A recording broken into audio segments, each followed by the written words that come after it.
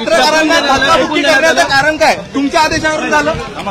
मंत्रालयाच्या सुरक्षा जाळीवर एका युवकाने उडी घेत आंदोलन सुरू केलंय। इन्कलाब जिंदाबादच्या घोषणा देत या तरुणाने सुरक्षा जाळीवर उडी मारली असून यावेळी त्या युवकाच्या हातात पत्रके होती।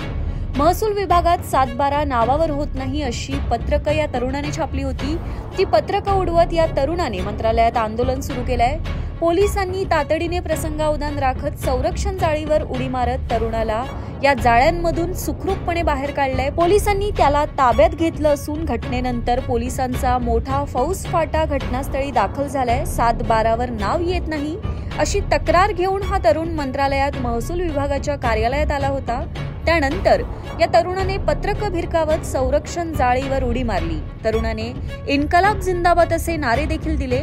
त्याने परिपत्रकात जमीन एकूण किती विकली आणि किती शिल्लक आहे याबाबत लिहिलंय। संबंधित परिपत्रकात तसा तक्ता दिसतोय, मात्र तरीही या व्यक्तीकडून हे कृत्य का करण्यात आलं हे पाहणं सध्या महत्त्वाचं ठरणार आहे।